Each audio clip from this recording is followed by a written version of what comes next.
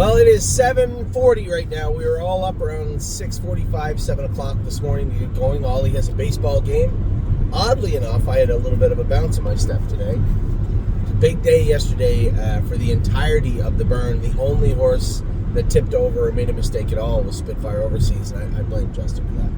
But he said that he was a little rough, a little choppy yesterday, so we got to do a little work on Spitfire. A big week ahead. I know it was a big day yesterday. A big week ahead. I made the decision that we're going to skip the first leg of the New Jersey Sires with Jailbird Jog. I think she deserves that. For her to race next week, what do you do? Then skip the second leg if she makes the final? And you know what?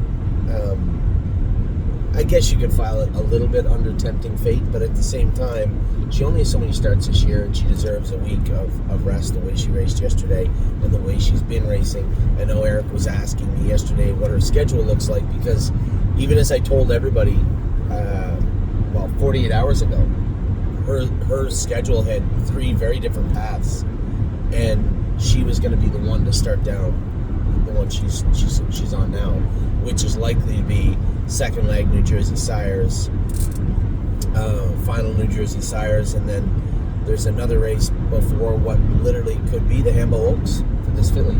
So she'll finish off her year in Kentucky, and then hopefully the Breeders' Crown and Saturday down. So it's a full slate for her. So we're going to try and trim a race here or there off if we can.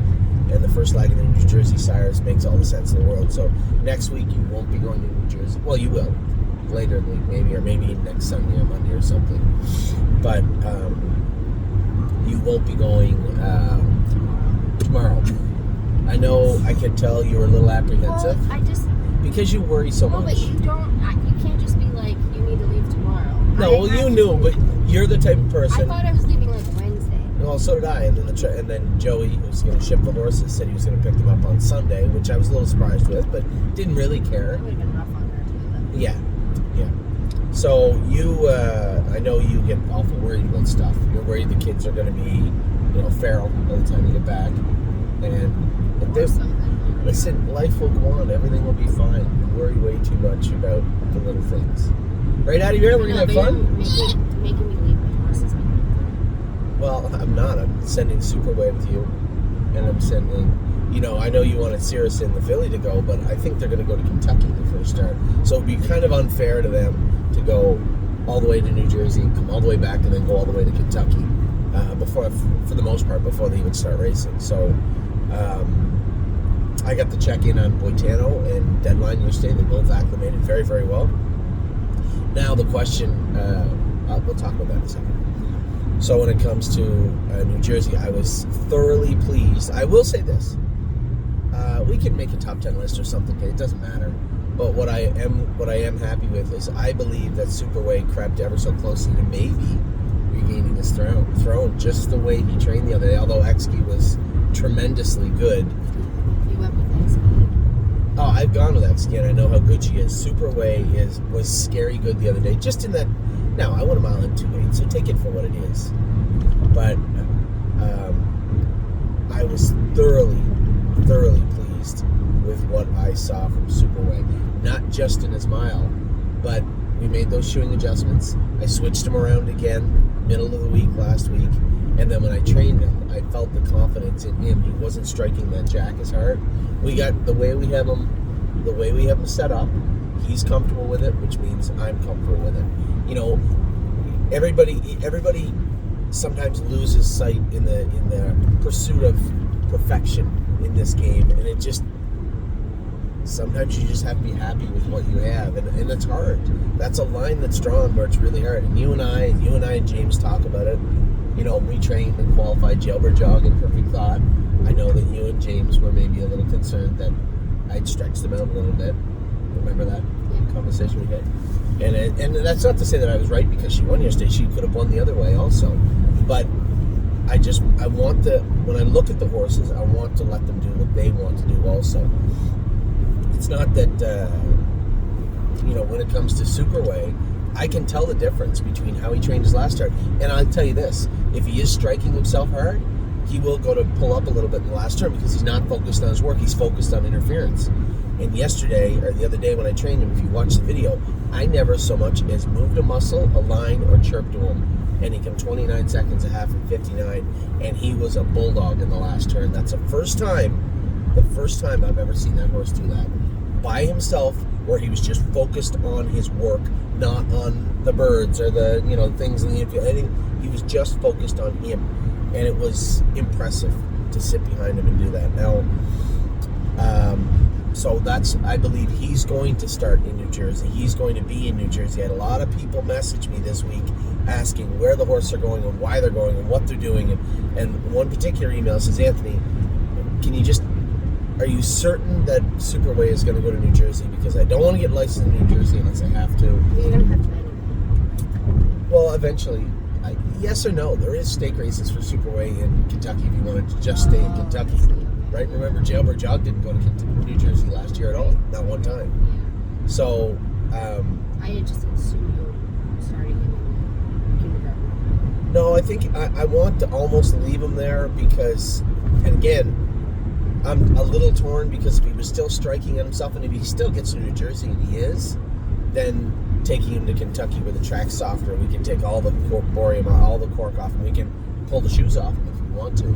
We can do that in Kentucky where you're not really going to do that in New Jersey. So it just makes more sense to do it that way. And Atomics Hanover actually was a point of contention for a lot of people. Why are we bringing a Pennsylvania horse that is not even staked in New Jersey to New Jersey? That's a fair question. That's a great question. And my answer to that was, I want to stretch him out. I talked to Scott briefly about it yesterday. They train every Thursday. I think it's training day at the Meadowlands, maybe on Thursdays, because he said that they train on Thursday, and in particular, that farm has transportation for people, so you won't have to worry about that in regards to getting the horses over there. So 3 for sure now. We'll see how Royal Flush. Yes, it is. I'm going the right way. Well, I'm telling you, I'm going the right way. You go here and you circle back to go that way. So if you went that way, it turned you around somewhere over here. See? This is the way to the airport. The airport exit is right there. The first exit when we get around this turn. What's that, bud? Because the ball fields are literally right next to here. Yeah, well, that's the airport right there. So it might have taken you that way and then back around behind the airport. There might have been traffic. I have no idea why it does that. Mine does that. It does this sometimes. Anyway, that's the plan for this week. I'd like to see Royal Flushdale race well tonight. I saw him on the track jogging yesterday, and he jogged really, really well. I trained yesterday. That horse trained very good too. Zena Kemp. We put the hobbles on Zena Kemp yesterday, and she trained very good. I actually went to the barn yesterday, trained 2 horses, went to Akron Airport, flew to Kentucky. I watched the Jays game from the Shed Row in Kentucky. I met, obviously, luckily, I forgot that Mr. Sakima Robert was there from Europe. Met with him yesterday in the winner's circle. Him and Larry. If you watch my video post race, it's always great, to see such enthusiastic clients. And when I went to the winner's circle, Larry was, he was pretty pumped. And he had just recently, I think, bought a few shares of Jailbird Jog. See, caught myself. And he is a super nice guy. Robert was happy. Everybody is and was. What was hit there? Tyrannosaurus Rex? Maybe that was paint, do you think? I don't know what kind of a gigantic animal was hit there. Anyway, we're talking about good things, not bad things. So everybody was pumped. And it's funny because I was talking to a number of people. I was interviewed a little bit after, and I was talking to Wendy and Kara, who was in charge of the racetrack there, and a number of people about not just about the race and the win, but about fractional ownership, about us, about our crew. And I told them, it's when we started the stable, we wanted to get people involved, and it seemed to me, being in this industry and in life in general, that if you owned Jailbird Jog, you would cheer for Jailbird Jog. But it seems like everybody that owns everybody in the stable cheers for everybody, and the community spirit and feeling that was built from the stable is probably maybe even bigger than the stable. And I guess, if I'm going to be truthful, probably the proudest thing is building the stable, but building that gigantic community for people like Larry, like Robert. Here's a guy that came in from Europe, another guy that came in from Pennsylvania. I believe he said he'd get in his motorhome and took his 2 kids to Oak Grove with him yesterday. I thought he said it's just such a cool vibe, a cool feeling to have everybody involved in that regard. And of course, when the horses race better, it's good. And we had a great day yesterday. I guess this is gonna have to be our opening video because I was wondering what the heck you're all over the map. I was all over the map? Yeah. No, I was talking about you, and I was talking about the horses going to New Jersey. But we will continue to. You all right there, fella? So a great job yesterday by everybody, and a great job all week training. Now, you got to train the horses. I guess we can talk about this briefly. You liked Exky, the way she trained? Yeah. Now, was that the training trip you went too much, or was that a different one? No. That was a different one? You won Boytano. Oh, right, I went with So you Boytano. cut it. Yeah, 2:10 last half in a minute. I got a little snarky comment from James. He trained them pretty hard yesterday at Mohawk, too, by the way. Yeah, I was wondering if you knew how they did. Yeah, they trained. I think he trained the Pacers in 2.5, if I'm not mistaken.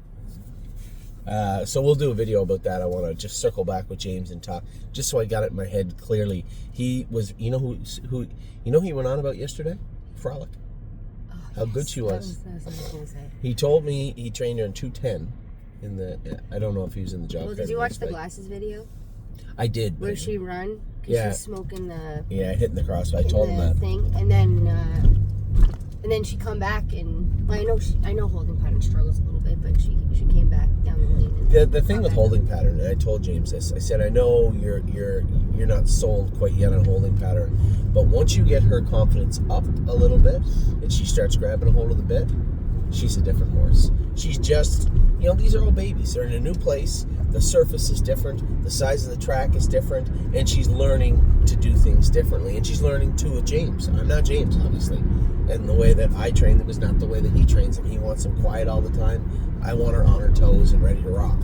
And once she finds her comfort zone with him over there, I think, I said to James, and he said she went good. He said, I don't know what kind of horse she is. He said, but she was better.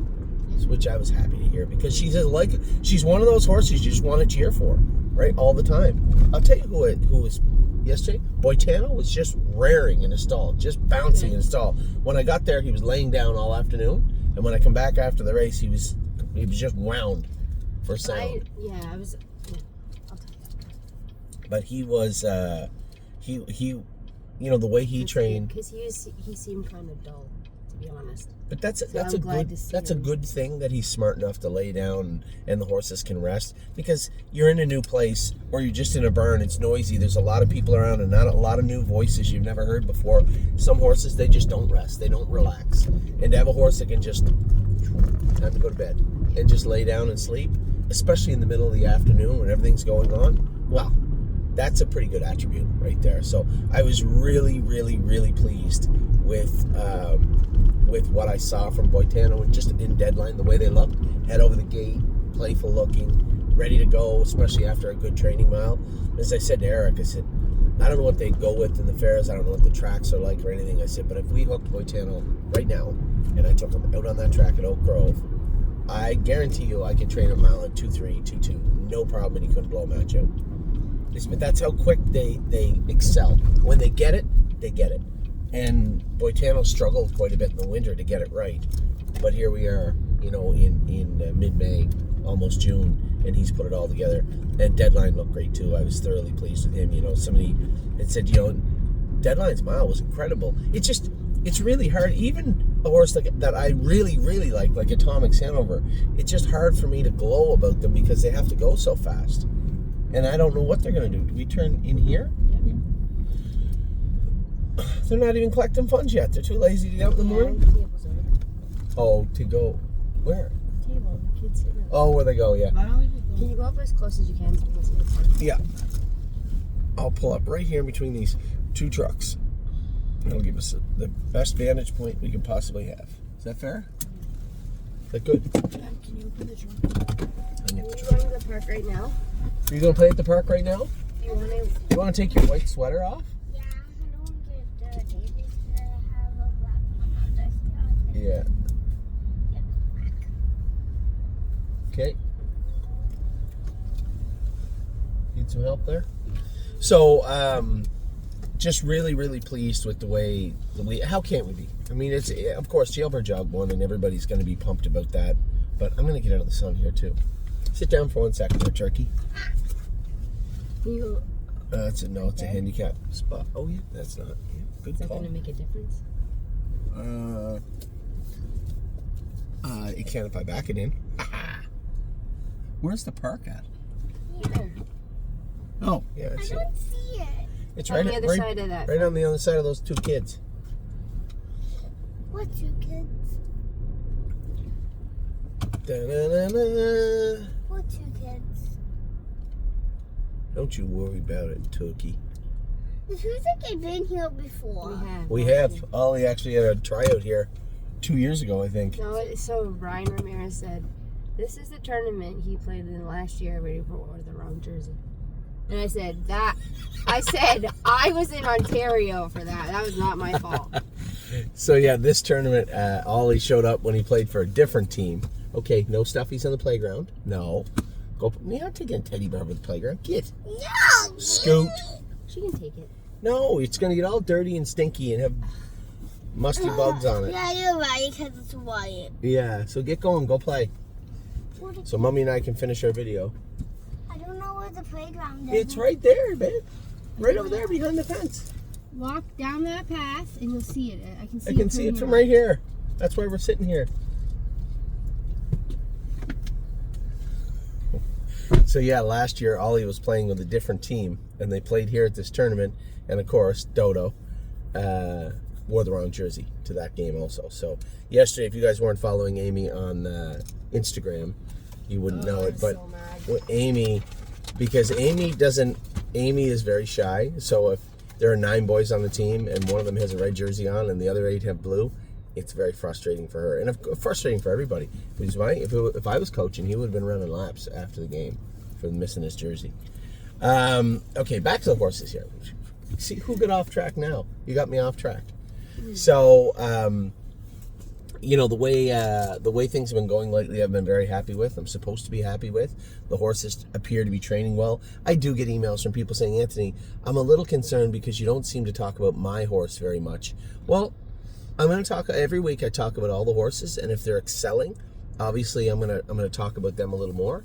And if they're not excelling, if they're just doing their work so-so, then I'm going to talk about them, and I'm going to tell you exactly how I feel about them. If they're doing their job well, I'm going to tell you. If they're not, I'm going to tell you exactly, 1, what they're doing wrong, and 2, how I think we're going to fix it. So that's what we do every single week at the barn. And I know if you have horse number 36, I'm probably a partner of yours, and I'm looking very closely at horse number 36 just to see how the horse is behaving, just to see how the horse is feeling, what the horse is doing right, what the horse is doing wrong. You know, you guys heard me in a video yesterday talk about how Amy was saying that one of the Cover My Short was on the right line and another horse was on the right line. Sure, that's an indicator that there might be something bothering them. It could be a number of things. Their knees could be a little sore after you train them hard. That's fine. You just go easy on them for the next 4 or 5 days and then reassess. It could be something as mundane as maybe their teeth are bothering them a little bit. Maybe the bit, the way it sits in their mouth, is bothering them a little bit. But I'm more of the belief that, we just finished training hard. Now they're on the right line. Although I don't see any head nod, I don't see any lameness of any kind. That might be the first indicator. So, did you guys blister their knees or paint them up real good? Yeah, we did Shorty. What about... Dame, she was going to get shocked, I think. Oh, and that's the other thing. This is the time of year now. We're getting late enough in the season. We start to see a little bit of a soreness. We can look, and there's a number of angles. Blister is all winter. And then, what's wrong? That's a terrible playground. That's a terrible playground? Oh my goodness. You don't like that one? No. Oh, well. We'll watch the game in a little bit, all right? I'm not watching the game. You're not? What are you going to do? Look for a different playground? Yeah. Okay. One different playground. That one is for, babies. Oh, just for babies? So you're like a big girl, though. You Yes. don't. Okay, I didn't know. I'm sorry. You're gonna help me do the rest of my video then? Okay. So, so there are a number of things we can do. Blister, you're getting later in the season now. If you think it's minor, you can maybe shockwave therapy, give them a week off. Some people like to use Adequan in the muscle, Adequan IM. Or you can, again, if this is a third carpal issue, you got to be very careful. If it's just a little tenderness, a little soreness, maybe you could put Arthromed in there if you wanted to. But I would say that would be the furthest end of the spectrum. First thing you want to do is paint them for a week, back off, see how they respond. After that, you could look at maybe shockwave therapy, maybe some Adequan in the muscle or polyglycan. And then if you have to, then again, this would be Dr. Latessa territory. But all the horses we're looking at, and I am assessing and reassessing them all, so I guess we will do a 2-year-old list and talk about all the horses. The 2-year-old lists themselves right now are very, very important. I joke about the top 10 list. That's really just telling people these are the horses that I think are the stars of the barn right now. It's really a useless list. I know Amy loves to do them, but the most important thing is just discussing all the 2-year-olds. So enough about that. We talked about New Jersey. We talked about you going there next week. You'll either have Jailbird Jog, Atomics Hanover, and Superway, but we may also add Royal Flushdale, depending on how he races tonight at Northfield Park. Now, his race is next week, so I may have to send him down a little bit early because he won't be missing next Saturday if in fact he heads to New Jersey. So what the week it was, what did our week go? I know we got a little bit off track there, talking about Jailbird Jog, talking about how she was this week. Dirty at the playground. Can I bring my stuff for you? I'm dirty at the playground. So you're gonna bring your stuffy to the baby playground? Okay, go ahead if you want. I don't care. I'm dirty and plus it's a baby. Okay. All right. See ya. So the week that was, we started our week off not the way we wanted. On Monday, Zena Kemp made a break. Winter Soldier kind of got roughed up a little bit. He's in to go tonight. I got a pile of drives tonight. I didn't realize I had a bunch of them. You know what was cool? I got a message last night from Aaron Merriman, who, everybody, when you get hurt, I'm going to tell you something. When you're in this industry and you get hurt, I remember even when I broke my wrist, you feel as alone as you can feel because this industry just steamrolls ahead no matter what. People get hurt. People get injured. It doesn't matter what happens. This, the old adage, the show must go on. You immediately feel like you're on an island. And, I've never been seriously hurt with my wrist. When I get hurt with my wrist, I could still do my videos. I could still go to the barn. I could still talk to people. That scapula fracture for Aaron, we were talking about it the other day, and he had said to me, he goes, they said it's pretty rare. I said, well, I'll tell you how rare it is. I Googled it. Less than 1% of all broken bones are the scapula of the world, which is just insane because it's high impact. But it's high impact. It's like car crashes. They say you break your scapula. So he told me last night, he goes, I've never hit the ground that hard in my life. And he's hit the ground a lot. He's been down. He's like James and Mark. They've been injured a lot. And when you're racing that much and you're winning all the time and you're go, and you're dialed in the way that those guys are, and for you to just have to full stop, it's impossible to do, and it's really, really difficult. I know he said he's going to find out Tuesday whether they're going to put a plate in it. I'm not a doctor, but I would much rather put a plate. Aaron's very close to my age, right? He's maybe, I'm going to guess, 46, 47. And for that scapula, and they called it shattered in the, right? I didn't want to talk to him too much about it, but they called it shattered. So, I mean, I'm not a doctor, but he said the reason they're apprehensive about a plate was because there's so many ligaments and tendons and nerve endings in that area that they're worried about injuring it. So the area itself. So I wish him all the luck in a speedy recovery. Like I'd said to him, all bone heals in 6 to 8 weeks. So it's how it heals after that. Physio and it's a stupid thing to say, but now looking back at my injury, I wish I'd have broke them both. Because the one I broke is fine. The one that I didn't quite break is the one that bothers me all the time. So it'll heal up, and you never want to see that stuff for Dave Miller also, and for Aaron. speedy recovery. Now, as I said, this week didn't start Is off. the reason you brought that up because he sent you a message saying congratulations? That's what I said. He sent me a message. You didn't finish your thought. You just started going on about scabs. Well, of course. No, I said we were talking last night. Of course, we were talking about winning. It doesn't have to be, the whole thing doesn't have to be about me, Amy. Oh, I just wondered because you brought that. Yes, he said congratulations. He was talking about my patient drive. I said, yes, it's kind of how I drive. Very patient. It's just normal stuff. Okay. What? So, can I continue with my my list Next now? time you do a video, I'm gonna write down all the random things you talk about. I write down stuff to talk about all the time. So, the last week didn't start off great. We had a break from Xena. Winter Soldier wasn't great, but he's in tonight, and he's in a better spot tonight, so I expect he'll race better. My only concern is we didn't get his blood work done, and when his liver gets high, he's fairly useless. And it was hard to discern what the issue was the other day because, that's just not his trip. First over in the open is not his way of racing. So we'll see how he does tonight. Jolene Hall also made a break. She's back in to go Tuesday. Jolene, she's going to be, she's a type of horse we might keep as a broodmare down the line too. She's very, very well bred. Her brother, Oni Hall, as you recall, was a very good horse. And I love her tenacity. Remember, when we started this broodmare band, if you'll call it that, all the way back when, for you guys that have been with us a long time, I wanted to breed the horses that I had a lot of respect for. The ones that I just thought put out 100%. Maybe they weren't gifted with all the, talent in the world, but they put out 110%. Jolene Hall will be a nice filly, I think. Will take a mark of 54, 55 at some point down the road, and will be a good horse. She's not a sire stake horse, and she's a borderline Buckeye horse, but she wants to be more, and I think that's an important thing. Aunt Sarah also, I know she raced bad the other day. Somebody asked what happened. I don't know if I'm sure I updated everybody. She bled quite bad the other day, 4 to 5. We put her on antibiotics, cleaned her up really good, put her on Lasix. I think this filly is poised to come forward now. Her trotting is perfect. Her gait was great the other day. I thought she raced awesome. She just flattened it. She raced like a horse that bled.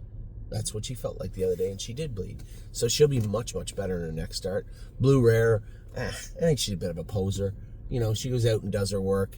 She reminds me of a watered-down version of Chicago Hall. When we got Chicago over here, if you guys go all the way back to our January videos and listen to what I'm talking about with respect to Chicago, I just felt that leave, sit, attack. He was just present. And that's a lot like Blue Rare. She just needs to do her work better. Rather than moving her down the backstretch and trying to force her into a situation she doesn't really care to be in, maybe I'm just going to have to bury her up and run her through the inside for a while. And that's the way that we're going to have to deal with Blue Rare. I don't think it's a bad thing. I think it's a frustrating thing, but it's something that we can deal with. Tomboy Strong raced okay, but when we drew Tomboy Strong's blood, her white count was 12. And I think this has been going on for a while. I think there's something just festering a little bit with her, and I believe that she's going to come back forward. I wasn't pleased with her mile the other night. It looked like she was going to be a runaway winner. Instead, she was a, fall-off 4th, and a poor 4th. Another stride or two, and if I hadn't played a little defense, she might have been 5th. But I think she will be better. And then the break from Royal Flushdale was untimely and frustrating, and luckily we were able to get him right back in tonight at Northfield Park. So we'll see how he races. Now, Wednesday was better. JK Mega looked very good. I forgot, too, somebody told me first start on Lasix was the other day. He looked really, really good. Love Sensation. Not a great filly, but an okay filly. Yeah.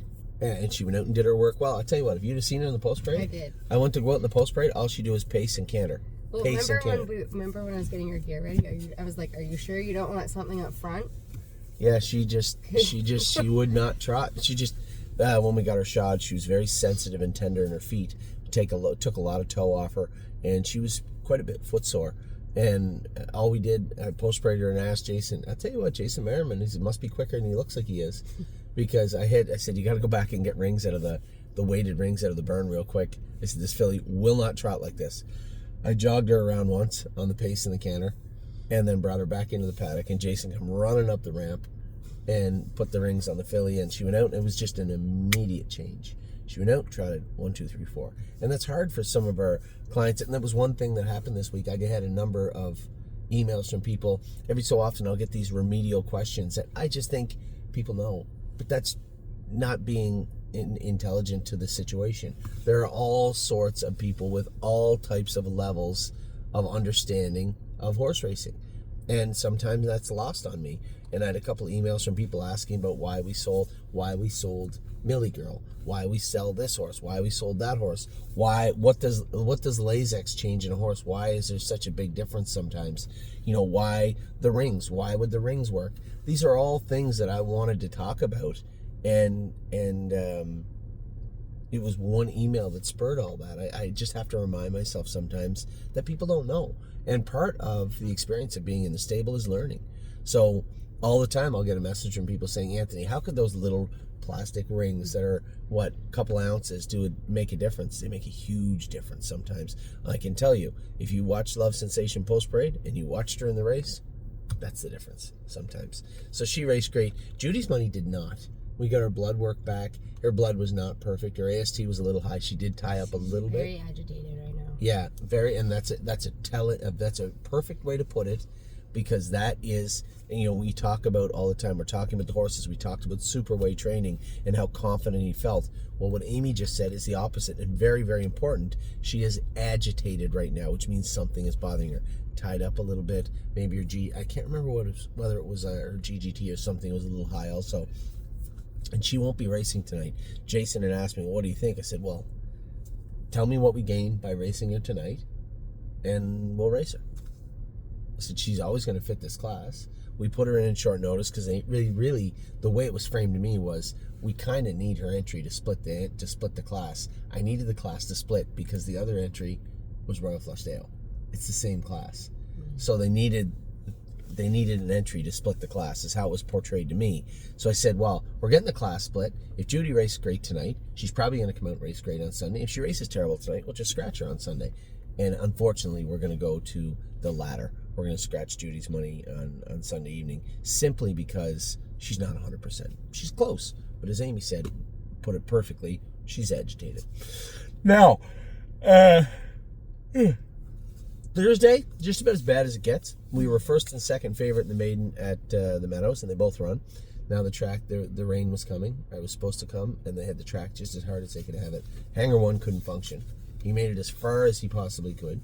But as I said to Andy, the good takeaway from that is, usually when the horses are, as you put it, agitated, when their feet are hot, when they're not on their game, they're really, really crazy hot, right? And I told him, I said, if that is Hanger 1 angry, then our summer's just going to be fine.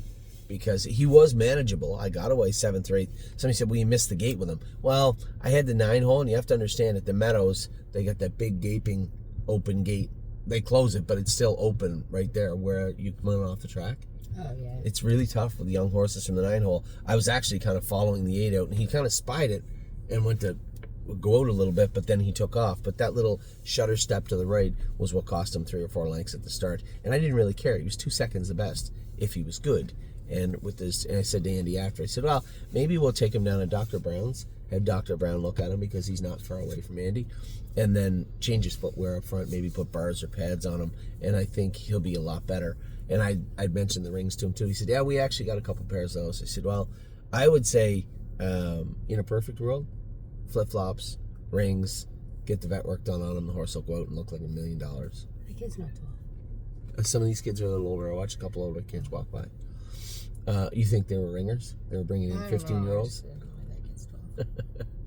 So Sterling Hanover also, hard track. I think Ronnie moved him in a bad spot. And it's not Ronnie's fault. That was the place to move him, if you didn't know. Sterling Hanover.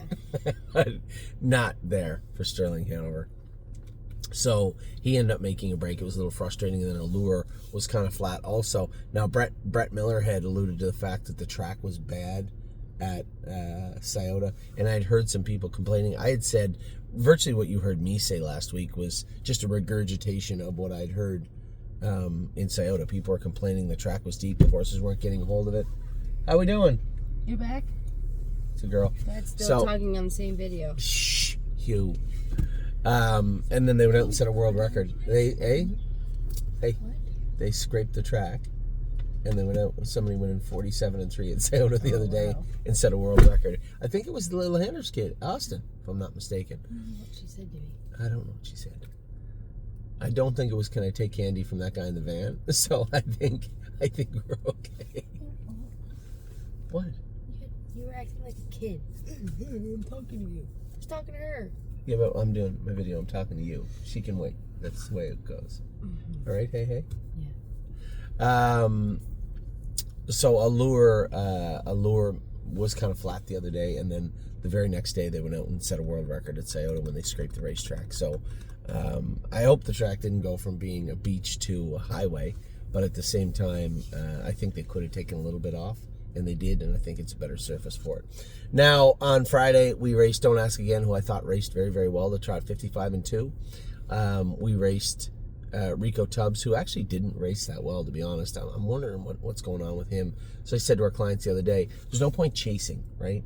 We know at Northfield he can maul that condition claimer, and there's nothing wrong with that. They go for $10,000 to $12,000 every week, yet we're going to pay $200 to race for 20 against horses that are going to maul us. I mean, it just doesn't make any sense to me. So there's lots. Just because you're an overnight horse does not mean you can't make money. You look at Bridge Over Broadway. You know, she's had a pretty good year, pretty good run, all in all. And I'm going to give her a little bit of a rest now. I'm going to turn her out for 3 weeks. You know, we scoped her. There was nothing under the scope. I don't foresee anything being in the blood work. So just as I was saying to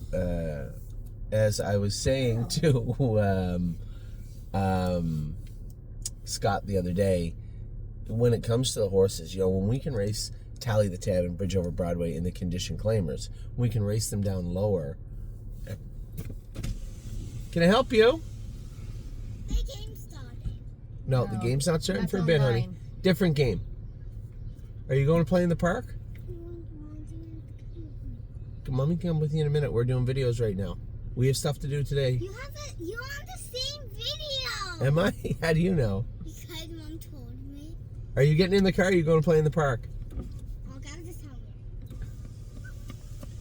me. As I was saying, the horses, it's easier to keep them fresh. When they're going on the track at 8 to 5 and they're in a spot where they can do good and they're supposed to do good, then it's easier to keep those horses fresh.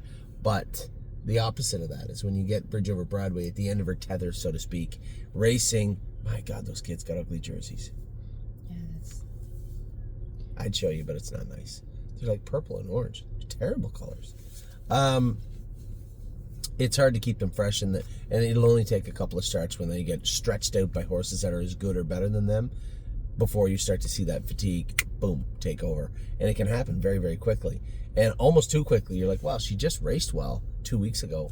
2 hard starts where you got to chase speed, and that'll do it. So I think I'm going to turn her out for 3 weeks and give her some time off. Lifting Legend made a break. I don't want to talk too much about that. I think Lifting Legend is a prospect horse that is present. But again, why did he run? Brady Gallier sent me a message after and said, Anthony, the horse was trotting great, went to cross over to the front and kind of lost himself a little bit and just rolled off. I said, well, he's really good at finding ways not to win. Mm-hmm. At some point, he's going to have to turn that around. He's got the gait to be a good horse. He actually has the breeding to be a good horse, and I would hope he'll come forward and be a useful horse for us all summer. And then Chicago Hall, just not a first over horse. Don't be first over with him. So that is the week that was. Now I'm going to do a video talking about Saturday. It is Sunday, and we've been talking for a long time. Amy won't be quiet. So it's 38 minutes. We've been talking about a number of things to open up. A number of things you've already talked about. Oh, just so you know, Amy believes that we should talk about each item one time during the week. That is it. So we'll talk about Wednesday's race on Wednesday and never again. That is her take on it. My job is to make sure that I talk about all the things that go on in the barn, the good and the bad. And as it was, yesterday was very, very good. So we're going to leave our opening at that. I'm going to do a little Sunday video for you guys with Amy. We're going to finish off our videos, maybe even do a top 10 list, do you think? Maybe. And we'll be right back to you very soon. So I hope you guys are having a great weekend. If you are clients, certainly my partners in Jailbird Jug or Degas, who, by the way, raced very good also. We'll talk about that in a minute. You should be having a good weekend. It's a beautiful day here. What do we got for temperature here, Amy?